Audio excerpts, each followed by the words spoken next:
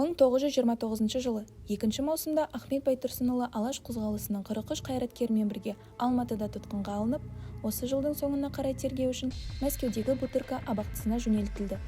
Осылардың ішінде Ахметті және басқаларды көрсеткен, қызыл жендеттерге жағайынсып жүрген қыңыр қазақтар да бар еді. Олар өтірік шынды шатастырып, шағым жасап, өз қазағын өзі сатқан сайқал қазақтар да аз емес. Ол туралы мына өлеңнің үзіндісінен көруге болады. Орманға балтасымен келді мұжық, аралап, ағаш таңдап жүрді кезіп. Апырмай, аман қалсақ жарар ед деп, жанынан көрген ағаш тұрды безіп.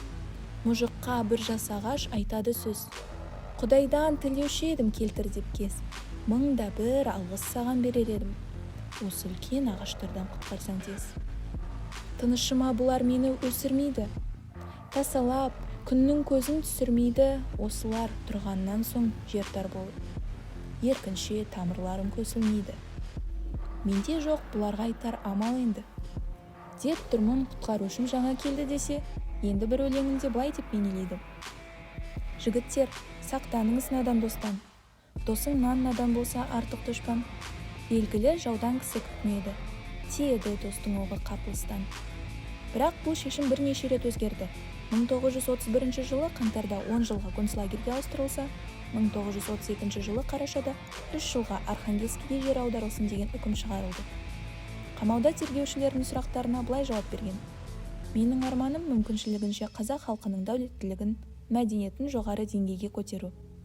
Ол ізгі іс енді ғана басын алып тұрғандықтан, мен басымды тек қана менің тілегімді қанағаттандыратын билікке иемін. 1933 жылы мамырда денсаулығы нашарлап кетуіне байланысты қалған мерзімді Батыс Сібірде айдауда жүрген отбасымен, әйелі мен қызы бірге өткізуге рұқсат беріледі. Ал 1934 жылы Максим Горькийдің жұбайы Пешкованың көмегімен Байтұрсынұлы отбасымен мерзімінен бұрын босатылып, Алматыға оралады. Бұл жерде тұрақты жұмысқа қабылданбай, түрлі мекемелерде қысқа мерзімдік қызметтер атқарады. Орталық мұражайда кеңесші болып істеді. 1937 жылы 8 желтоқсанда түн ішінде тергеуге деп бірнеше фамилиялар аталды. Соның ішінде Ахмет Байтұрсынұлы деген Надзир Атальдың даусы саңқ ете түсті. Камерадан барлығы шығарылып, сыртқа айдалды. Түн іші жым-жырт. Тек камерада қалғандар ғана біраз сезіктенді. Допросқа топпен әкетпеуші еді. Бір шикілік бар. Аман болсын, қазақтың қанаты кесілген қырандары деп күбірледі. Айнала жым-жырт. Тек қару ұстаған конвойлардың керзі етіктері ғана естіледі. Көлікке отырғызып, айдалаға кетті. Ахмет Байтұрсынов жарық дүниемен қоштасатынын білді. Жұмақта көрші болайық жігіттер дегенде бәрі түсінді. Сол мезеттен бастап жаназаларын шығара бастады. Алдын ала қазылған орға келіп, шырқ етіп оқталған винтовкалардың даусы ғана естілді. Соңғы деміміз екен ғой деп, лә илляха илlallah Мұхаммеду Расулалла деген ахаңның даусы жүрекке жылы естілді. Әлемдік сөздей жаңғырған әдемі жүрекке жылы сөзді барлығы қуанышпен қайталай бастады.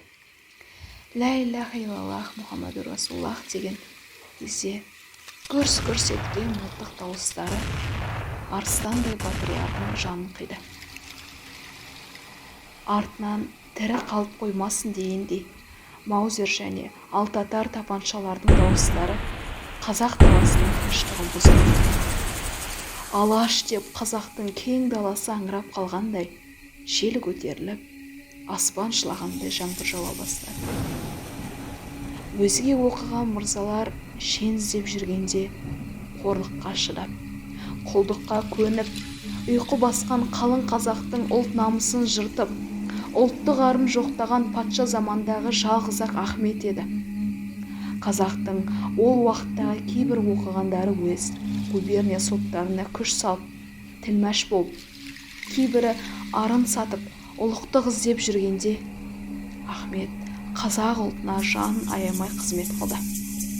халықтың арын іздеп өзінің ойға алған ісі үшін бар басын бәйгеге тікті, деп жазды Сәкен Сейфуллин.